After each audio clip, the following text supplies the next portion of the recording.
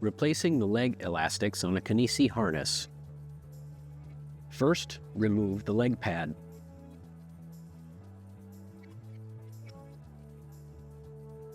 Next, remove the existing leg elastic.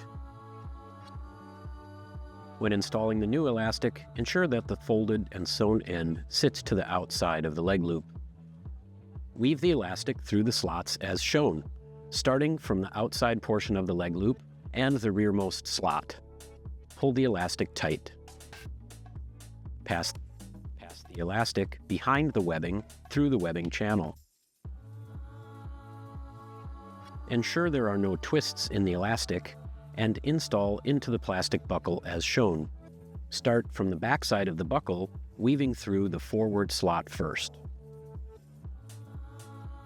Reinstall the leg pad, and the installation of the leg elastic is now complete.